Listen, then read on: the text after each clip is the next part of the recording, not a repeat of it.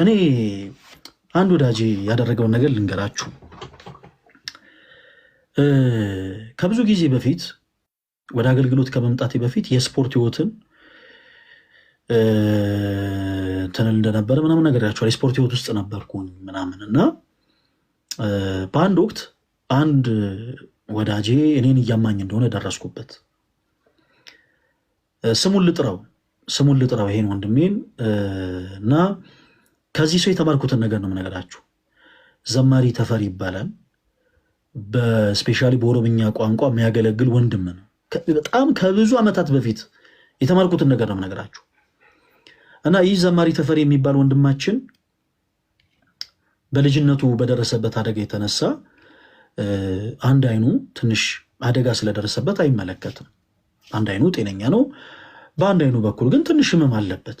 በጣም ድንቅ ወንድም ነው እና በመካከላችን ካለ አንድ ወዳጃችን መካከል እኛን እየዞረ ስማችን እያጠፋ እንደሆነ ደረስንበት። እንደውም እኔ ዋሶኜ እንደው በጣም የሚበላው ነገር ስላጣ የሚጠጣው ነገር ስላጣ፣ በጣም የሚገርማችሁ ቤት የተከራየንለት እኛ ነን። በጣም ብዙ ዓመት ነው የምነግራችሁ። ቤት የተከራየንለት እኛ ነን። አከራዩ እንደውም ላጤ ሰው አላስገባም ሴት ያመላልስብኛል ብለው ጉልበታቸው ላይ ወድቀን፣ ተከራይ ምን መስለው እኛ ነን። ጉልበታቸው ላይ ወድቀን እባክዎት ብለን 3 የምታክል ክፍል ፈልገን የተከራየንለት እኛ ነን። ቤት ውስጥ ያሉትን ነገሮች ያሟንለት እኛ ነን እና ሁልጊዜ ሰዎች ከሚጠብቅ ብለን እንደምንም ብለን የሆነ ቦታ ላይ ዋስ ራሳችን እንደምንም በቃ የምናውቀው ቦታ ላይ ባካችሁን እኛ ወንድም ነው ምናምን ብለን ስራ እናስገባዋለን። እንግዲህ አንዳንዴ ሰው ወዶ አይደለም ብዙ ጥፋት የሚያጠፋው። በሚሰራበት ቦታ ላይ በጣም ብዙ ንብረቶችን እያጎደለ ሲያስቸግር በዚህ ዙሪያ እኛን ስም አብሮ ማጥፋት ይጀምራል። ያው ሲያዝ እነሱ ናቸው እንደዚህ አድርግ ያሉኝ እነሱ ናቸው እያለ ስም ማጥፋት ይጀምራልና ዘማሪ ተፈሪን ታውቋል ወይ ሲባል በጣም ጸያፍ በሆነ ስድቦች እየተሳደበ ይናገራል። ከብዙ ጊዜ በኋላ ይህንን እኔ እሰማለሁ። ክርስቲያኖች በጣም ከብዙ ጊዜ በኋላ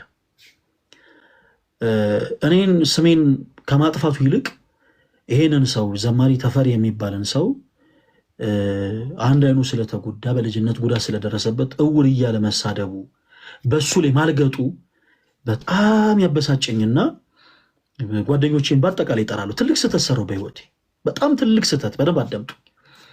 ወዳጆቻችን በአጠቃላይ ጠራንና እሱንም ጠራ ነው እንደዚህ ያደርጋል እንዲህ አይነት ነገሮችን ሰምቻለሁ፣ ሰው ለምን እንደዚህ ያደረግ ብለን ተቆጣን። ያደረግነው ስለተበሳጨን ነበር፣ ግን ያ ወንድማችን የሰራውን ስህተት የሚያስተካክልበት መንገድ አልነበረ እና በጣም ተበሳሽተን ዛሬ የነበሩ ልጆች ትንሽ ያው ሲጋጩት ካፍና ካፍንጫው ደም ይፈሳል፣ ማልቀስ ይጀምራል። የዚህ ጊዜ ዘማሪ ተፈሪ የሚባለው ወንድማችን ከሁላችን ፊት ቆሞ እያለቀሰ ከዚህ በኋላ ይሄን ልጅ ማንም ሰው እንዳይነካዋል፣ ማንም ሰው እንዳይነካው፣ ከዚህ በኋላ ማንም ሰው እንዳይነካው ብሎ ሲናገር እሱም ዞሮ እንዲቆጣው፣ እሱም ዞሮ በቃ በጉልበት እንዲነሳበት፣ እሱም ዞሮ የሆነ አንዳች ነገር እንዲያደርገው እኔ በኃይል ተናገርኩኝ። አንተን እኮ በአይንህ እየቀለደ እውር እያለ ሲሰድብህ ነበረ እና ምን ትጠብቃለህ? እንዴት ትከላከልለታለህ ስንለው ከእናንተ በፊት ጉዳዩን አውቃለሁ ያለ። በቃ ጋይስ ክርስትና ማለት ይሄ ነው። እንዴት እንዳፈርን የዛን ሰዓት እኛ ልጁን የጠራ ነው ልጁን ለማሳፈር ነበረ። ክርስቶስ ምስክሬ ነው የምላችሁ፣ እኛ ራሳችን አፈርን። እዛ ቦታ ላይ ልክ እንደ ሸንጎ ተሰባስበን እሱ ላይ ለመፍረድ የተሰባሰበ ልጆች በአጠቃላይ እኛ ራሳችን አፈርን።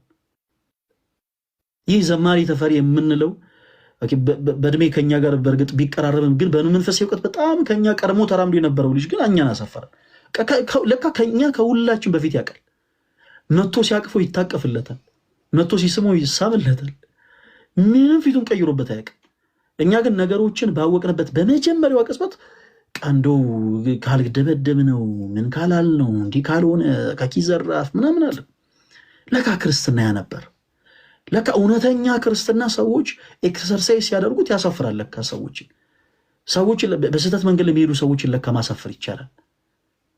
እና ክርስትና ማለት ክርስቶስን መምሰል ነው ማለት ኃጢአትን መደበቅ፣ ኃጢአትን መከለል ነው። ተወዳጆች ሰዎች የሰሩትን በደል በአደባባይ እንዲህ ናቸው በማለት እመኑልኝ ማንንም ልታርሙ አትችሉ። የትኛውንም ሰው አገልጋይ በሉት፣ ተገልጋይ በሉት፣ ዘማሪ በሉት፣ ሰባኪ በሉት፣ ዲያቆን፣ ማንም ሰው ይበድላል። ማንም ሰው ኃጢአትን ይሰራል። ግን በዛ ወይ እመኑኝ ያንን ሰው ከስህተቱ ልትመልሱት አትችሉ።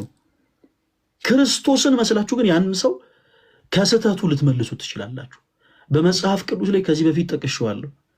ዳዊት የሰራው ኃጢአት የተጻፈው ተወዳጆች እንኳን እኛ ልበ አምላክ የተባለው ዳዊትም ኃጢአትን እንደሰራ መጽሐፍ ቅዱስ ይነግረን ዘንድ ነው። እንኳን እኛ በዚህ ዘመን ላይ ያለን ሰዎች ይቅርና እግዚአብሔር አምላክ እንደ ልቤ ያለው ልበ አምላክ ተብሎ የተጠራው ነብዩ ዳዊት ስንኳ ፈጣሪውን በድሎታል እንዴ። እንደውም የታምረ ማርያም መቅደማችን ላይ ምንድን ነው የሚለው? ኃጢአትን ከማሰብ መጠበቅ ለመላእክት እንኳን አልተቻላቸውም፣ በቀደመው ወራት ያልተሰጣቸውን ሽተው በድለው ከሰማይ ወደ ምድር ወርዷልና። ሰዋት እዴ አረ ይሄ ድንጋይ እያነሱ መወርወር ይሄ ክርስቲያን ስነ ስርዓት አይደለም። ፕሊስ እባካችሁን። አሁን ዛሬ ስለኔ አይደለም እሺ ማውረው። ዛሬ ልክ በእንደዚህ አይነት ስሜት ውስጥ ያላችሁ፣ በነገራችን ላይ ተስፋ በመቁረጥ ስሜት ላይ ያላችሁ፣ በማዘን ላይ ያላችሁ፣ በመገፋት ላይ ያላችሁት ወንድሞች መልእክት አስቀምጡልኝ። ጠላቶቻችሁ አንገታቸውን እስከሚደፉ ድረስ እናሳፍራችኋለን። እናንተ ብቻ ፕሊስ የሚያዳምጣችሁ ሰው ያጣችሁ ኑና መልእክት አስቀምጡልኝ፣ እኛ እናዳምጣችኋለን። ህመማችሁን፣ ስቃያችሁን መናገር የምትፈልጉ ግን አዳመጥ አጣችሁ፣ ጸጥ ብላችሁ የተቀመጣችሁ ሌሊት ማንም ሳያያችሁ በብርድ ልብስ የሸፈናችሁ ብቻችሁ የምታለቅሱ ወንድሞች በአጠቃላይ ኑ፣ እኛ የእናንተ ድምፅ ሰማችኋለን። እያንዳንዱ ክርስቲያን መራመድ ያለበት ያንን መንገድ ነው።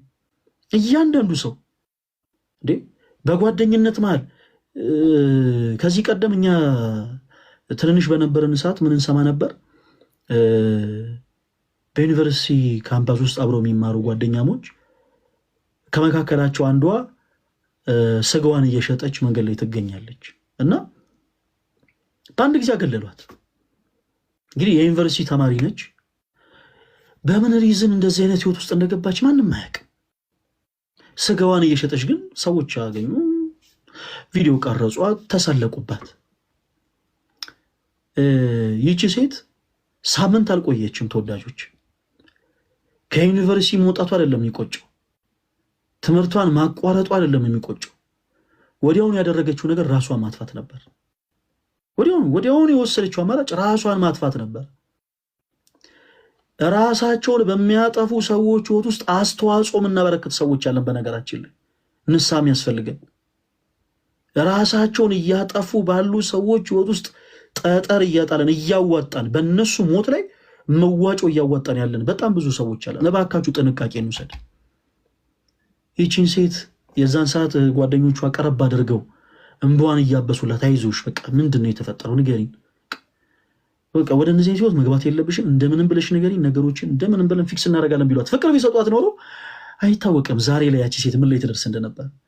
በጣም ብዙ ሰው ቤቱ የታመመች እናት ይዞ አይደል የታመመባቸው ልጆች ይዘው ወይም ደግሞ ቤታቸው ዳቦ የሚጠይቋቸው ህፃናትን ይዘው ወደማይፈልጉት ህይወት ይጓዛሉ። ከዛ ድንገት በሆነ አጋጣሚ ለእንጀራ ብለው ሊሆን ይችላል፣ ልጆቻቸውን ለማሳከም ብለው ሊሆን ይችላል፣ እናቶቻቸውን ለማሳከም ብለው ሊሆን ይችላል፣ ብቻ ለአንዳች ጉዳይ ብለው ግን ድንገት የወደቁትን ውድቀት አንስታችሁ እንደ ባንዲራ የምታውለበልቡ ሰዎች ፕሊስ ሰፈሩ በራሳችሁ ልታፍሩ ይገባል። በራሳችሁ በአንገታችሁ መስቀል ልታደርጉ ትችላላችሁ። ከማንም የበለጠ ቤተክርስቲያን ሳሚን ነጠላ ልበሸት ትሆኑ ይችላላችሁ። ቤተክርስቲያን ልትመላሉ። እናንተ ግን ክርስቶስን አትመስሉትም። ክርስቶስን በዚህ መልኩ እንኳን መምሰል ይቻላል። በትንሹ ነገር ኃጢአትን በመደበቅ ሰው ለጸጸት እንዲነሳሳ ማድረግ በነገራችን ላይ ያስፈልጋል። ያጠፋ የበደለ ሰው ካለ ዙሪያችሁ እንዲጸጸት አድርጋችሁ ምከሩት። እንዲጸጸት ኦኬ። ለምን እንዲነሳሳ? ለንስሐ እንዲነሳሳ፣ ቅዱስ ስጋውን ክቡር ደሙን ወደ መቀበል እንዲዞር፣ ለዛ እንዲነሳሳ በፍጹም ፍቅር እያቀረባችሁ ይህ ነገር እሱ ጋር ብቻ እንዳልሆነ፣ ይህ ነገር እሷ ጋር ብቻ እንዳልሆነ ብዙ ሰዎች እንደሚወርቁበት እየነገራችሁ በፍቅር ልትመልሷቸው ይገባል። ካልሆነ ግን ለብዙ ሰዎች መጥፋት ምክንያት እንሆናለን። ተወዳጆች ስለ ጸጸት ሲነሳ እኔ በጣም ታሪኳ የሚገርመኝ አንዲት ቅድስት እናት አለች። ታሪኳ ልንገራችሁ በጌታ በጣም በቃ ታሪኳ በጣም የሚገርመኝ አንዲት ቅድስት እናት አለች። ፍቅር የያዛት መነኩሴ ተብላ ትጠራለች። ከዚህ ቀደም በጣም ታሪኳን በተደጋጋሚ የተናገርኩ ይመስለኛል። ይህች ቅድስት እናት በኮፕቲክ ኦርቶዶክስ ቤተክርስቲያን፣ በግብፅ ኦርቶዶክስ ቤተክርስቲያን ውስጥ በአንድ ገዳም ላይ የገዳሙ የጓሮ በር ጠባቂ ሆና ነበር የምታገለግለው። ገዳሙ ክርስቲያኖች በጣም ሰፊ የሆነ የአትክልት እርሻ አለው እና ከካይሮ የሚመጡ በጣም ብዙ ነጋዴዎች በአጠቃላይ እዛ ገዳም ድረስ እየሄዱ በመኪናቸው አትክልቶች እየጫኑ ከተማ ወስዶ ይሸጣሉ። ገዳሙ በጣም ሰፊ በሆነ እርሻ ነው የሚተዳደረው እና ይች መነኩሴት ስራዋ ምንድን ነው ብያችኋለሁ? የገዳሙን የጓሮ በር መዝጋት እና መክፈት ነው። በቃ የሚገዙ ሰዎች፣ የከተማ ሰዎች ሲመጡ ትከፍትላቸዋለች። ከዛ ገዝተው ሲጨርሱ ጭኖ ሲያበቁ ደግሞ ሲወጡ የገዳሙን የጓሮ በር ትቆልፋለች። እና ከብዙ ጊዜያት በኋላ እዛ ገዳም አንድ በጣም መልከ መልካም የሆነ ወንድ ሹፌር ነው። መልከ መልካም የሆነ ወንድ አትክልት ለመጫን ይመጣል እና ይህች ሴት መነኩሴት ይህንን ሰው በውበቱ በመጀመሪያ ታደንቀዋለች። ከዛ እያለች በዛ ሰው በጣም መሳብ ትጀምራለች። ያም ሰው አዘውትሮ ያቺ ሴት መነኩሴት በሌላ አይን እየተመለከተችው እንደሆነ ባወቀ በተረዳ ጊዜ አዘውትሮ መመላለስ ይጀምራል። አንዳንዴ በጣም ብዙ ጊዜ በነገር መነኩሰ ማለት ሞተ ማለት ነው። ዘር ልዝራ ንብረት ላፍራ ብሎ የማይጨነቅ ግርማ ሌሊቱን ድምፅ አራዊቱን ጸባጋንንቱን ታግሶ በስርጥ በዋሻ በገደል ድንጋይ ተንተርሶ አመድ ነስንሶ ቅጠል በጥሶ የሚኖር ማለት ነው። ዓለምን የናቀ ዓለምም የናቀችው እና ክርስቲያኖች እንደምታውቁት ሰዎች ኃጢአት እንዴት ነው የሚጀምሩት? በመጀመሪያ በማየት ነው። እና እንደውም አንድ አባት ብለዋል፣ ልጆቼ አንዳንዴ ኃጢአትን አትመልከቱ። የተመለከታችሁን ነገር ታስቡታላችሁ፣ ያሰባችሁትን ነገር ትመኙታላችሁ፣ የተመኛችሁትን ነገር ታደርጉታላችሁ፣ ያደረጋችሁትን ነገር ተደጋግሙታላችሁ እና ከዛ ኃጢአት ለመውጣት ይከብዳል። እና አንዳንዴ ነገሮችን ኢቨን በቤተክርስቲያናችን የወንዶች አንቀጽና የሴቶች አንቀጽ የተለያየ ቦታ የሚሆንበት ምክንያትም ያ ነው ትልቁ ሪዝን። እና ይቺ ሴት ያንን ሰው በአይኗ ትክ ብላ መመልከት ትጀምራለች። ስጋዊ የሆነ ሀሳብን ማሳብ ትጀምራለች። በስተመጨረሻ ያው ምንድነው ይሄ ማውራት ይጀምራል። እሷን ያው በከተመኛው ቋንቋ መጀንጀን ማለት ነው። ያ ሰው ለትዳር ፈልጓት አይደለም፣ ሌላ ነገር ፈልጓት አይደለም፣ ግን ጀስት መነኩሴት ስለሆነች እሷን ማሳሳት ብቻ ይፈልጋል። ምንም አይነት ነገር ፈልጎ አይደለም፣ ምንም አይነት ትርፍ ማግኘት ፈልጎ አይደለም። ጀስት በቃ መነኩሴት ስለሆነች ብቻ በቃ ለዛ እሷን ይዞ በአልጋ መውደቅን እያሰበ ለዛ ጉዳይ በጣም ይፋጠን ጀመር እና ሁሌ ልጄሽ ልጥፋ እያለ በደንብ አድርጎ ያወራታል፣ ያሳስባታል፣ ይመክራታል። በስተመጨረሻ ይህች መነኩሴት እናት የገዳሙን በር ትይዝና አንድ ቀን ወስና ከእርሱ ጋር ተነጋግራ የሚጠፉበትን ቀን ወስነው ከገዳሙ በር ላይ ጠብቃት ጀመረ፣ የጓሮ በር ላይ እና ተወዳጆች በገዳሙ የጓሮ ስቲል ነው። በነገራችን ላይ ገዳም አለ ኮፕቲክ ቤተክርስቲያን ውስጥ የምታውቁት ሰው ምናልባት የሄዳችሁ ሰዎች ያን ታሪክ ሰምታችሁ ሊሆን ይችላል። እና የእመቤታችን ምስለ ፍቁር ወልዳለ እዛ ቦታ ላይ የቅዱሳት ስዕላትና ቁልፉን ከአንገቷ ታወልቅና እመቤቴ እንዲህ አይነቱ ህይወት ከበደኝ፣ ይሄን ልጅ ወደዋለሁ፣ ይሄ ልጅ አፈቅረዋለሁ እና ይሄ ህይወት ከበደኝ፣ ስለከበደኝ ቁልፉን አንቺ ያዥልኝ፣ አንቺ ተረከቢኝ ብላ ትሄዳለች። ለምን እዛ ላሉት አባቶች ብትሰጥ ኃጢአተኛ ልትባል ነው። በነገራችን ሰው ሁሉ ይሄን ይፈራል፣ ኃጢአተኛ መባልን፣ በኃጢአት የቆሸሻችሁ መባልን ሰው ሁሉ ይፈራል። እና ያንን ከመፍረቱ የተነሳ በነዛ አባቶች ዘንድ እንዳትተች ፈርታ ያንን ቁልፍ አንቺ ተረከቢኝ ብላ ለእመቤታችን ለቅድስት ድንግል ማርያም አስረክባ ከዛ ሰው ጋር ትወጣለች። እና ከወጣች በኋላ በጣም እልፍ ጊዜያት ይቆጠራሉ። ያ ሰው ስጋዊ ጥቅሙን ተጠቅሞባት ስጋዊ እርካታውን፣ ደስታውን፣ ሁሉ ነገር ካገኘ በኋላ እንደማይፈልጋት ይነግራታል። እንግዲህ ተመልከቱ፣ መነኩሲት ነበረች። ኦኬ ዓለምን ንቃ ተጋሎን የጀመረች የሰው የጎልማሳ ሙሽራ ከመሆን ይልቅ የክርስቶስ ሙሽራን መሆን የመረጠች መነኩሲት ነበረች። እና እንዲሁ በነገሮች ከመጓጓት የተነሳ ግን ባለማወቅ ስህተትን ሰራች። ባለማወቅ ተወዳጆች፣ በጣም ይገርመኛል። ግን የኛ ቤተክርስቲያን በጣም ብዙዎቻችሁ አንዳንድ ጊዜ ነገሮችን በደንብ አድርጋችሁ አዳምጣችሁ ሊሆን ይችላል። ቅዳሴ ካለቀ በኋላ ካህናት ሲባርኩ ሰምታችሁ ታውቃላችሁ? ካህናት ሲባርኩ ጌታችን አምላካችን መድኃኒታችን ኢየሱስ ክርስቶስ የካህናት አለቃ ለአባቶቻችን ለሐዋርያት በምድር ያሰሩት በሰማይ የታሰረ ይሆን ዘንድ በምድር የፈቱት በሰማይ የተፈታ ይሆን ዘንድ ስልጣነ ክህነትን የሰጣቸው ከልጅነት እስከ እውቀት አውቃችሁ በድፍረት ሳታውቁ በስተት በመዓልት በሌሊት በሐልዮ በነቢብ በገቢር ከሰራችሁት ኃጢአት ማይሰራ ኃጢአት እግዚአብሔር ይፍታ ይላሉ አባቶች። ኦ ማይ ጋድ! በጣም የሚደንቅ ጸሎት ነው። በደንብ ስሙት እስቲ ፕሊዝ። ቅዳሴ ጸሎት፣ የኪዳን ጸሎት ላይ ስትገኙ በአንቃዶ ህሊና በተመስጦ ልቦና ሆናችሁ ፕሊዝ አዳምጡት እስቲ ቃሉን። ይቅር የምንባለው በነገራችን ላይ ሳናቅ ለሰራ ነው ስህተት ብቻ አይደለም፣ አውቀን ለሰራ ነው ነገር ሁሉ ሳይቀር። አይገርም? ክርስቶስ ይህን ያክል መሐሪ ነው። አውቀን ራሱ በድፍረት ለሰራነውን ስህተት ይቅር ማለትን ያልከበደው ጌታ ነው። በጣም ይደንቃል የኛ ጌታ። አስኬማ ለባሽ የነበረች ቀሚስ ለባሽ በአንገቷ መስቀልን ታደርግ የነበረች ሰዓት ቆጥራ በጸሎት ትገደል የነበረች እቺ ሴት ጸሎቱ ቀርቶ ፊቷ ሰው በቀረጸው ፕሮጀክት ተበላሽቶ ፀጉሮቿ ተንጨባረው ራሷን ጥላ በካይሮ ከተሞች ላይ እንደ ጎዳና ተዳዳሪ ያው መራመድ ጀመረች። ምክንያቱም ገዳምን ብሄድ የሚቀበለኝ የለኝም ብላ ማለት ነው። ክርስቲያኖች አንዳንዴ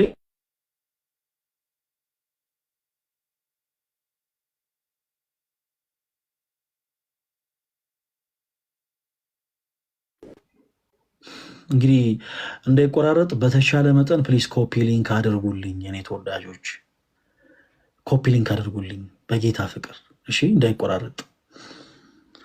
ሰው ሴት መነኩሴት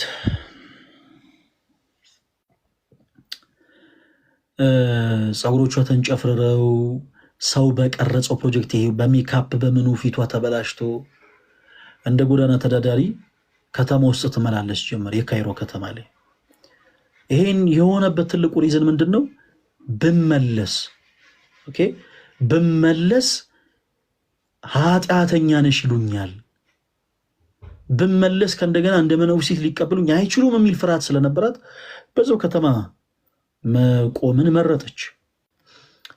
እና በጣም ከብዙ ጊዜ በኋላ እዛ ገዳም የመጣ አትክልት ይገዙ ከነበሩ ሹፌሮች ውስጥ መካከል ሌላ ሹፌር ትመለከታለች እና ቀረብ ብላ ተጠይቋለች።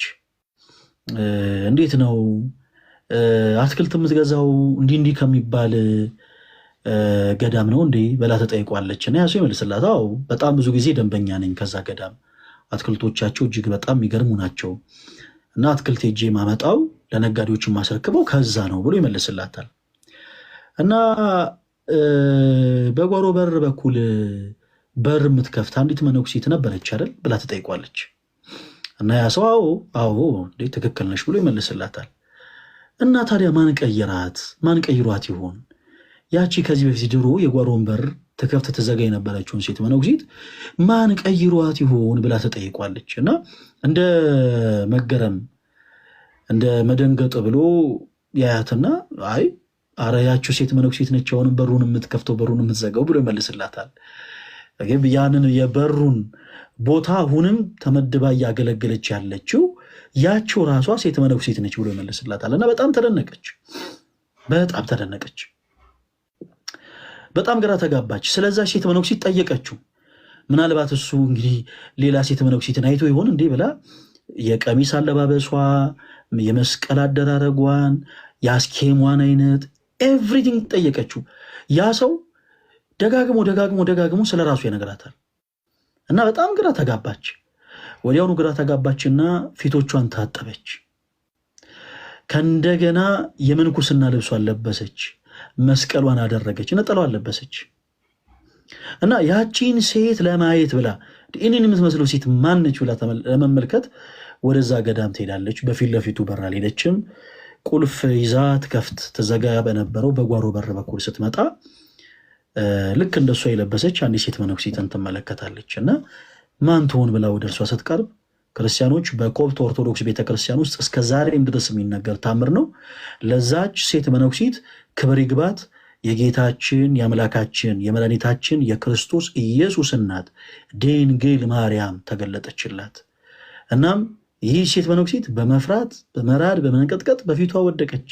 እናም አለቀሰች። የጌታዬ እናት ድንግል ማርያም ሆይ ከልጅሽ ከክርስቶስ ዘንድ አስታርቂኝ እያለች አለቀሰች። እና ለዚህ ሴት መነኩሲት እመቤታችን ቅድስት ድንግል ማርያም የመለሰችላት ምላሽ እንዲህ ነበር። እስከ ዛሬ የት ጠፍተሽ ነበር? ቁልፉን አንቺ ተረከቢኝ ብለሽኝ እስከ ዛሬ በሩን ስዘጋ ስከፍት የነበርኩት እኔ ነኝ። በይ እንኳን ደህና መጣሽ ብላ ቁልፉ ከፊቷ አስቀምጣላት ከእሷ ተሰወረች። እና ዛሬም ድረስ በግብፅ ኮፕቲክ ኦርቶዶክስ ቤተክርስቲያን ውስጥ በደንብ በቤተክርስቲያኗ ከሚነገሩ ታምሮች ውስጥ አንዱ ለመሆን በቃ ቅድም እንዳልኳችሁ የአንዳንዶቻችሁ ውድቀት አንዳንዴ ለመጽደቅ ነው። የአንዳንዶቻችሁ ውድቀት አንዳንዴ ለመንገስ ነው። የአንዳንዶቻችን ደግሞ ውድቀት አንዳንዴ ዳግም ለመታጠብ ነው። እና ክርስቲያኖች በኑሯችሁ፣ በህይወታችሁ፣ በትምህርት ገበታችሁ፣ በትዳራችሁ፣ በሁሉም አይነት ህይወት ሁላችሁም ልትወድቁ ትችላላችሁ። ማንም ሰው ይወድቃል፣ ግን መነሳት እንዳለ ማሰብ አለብን።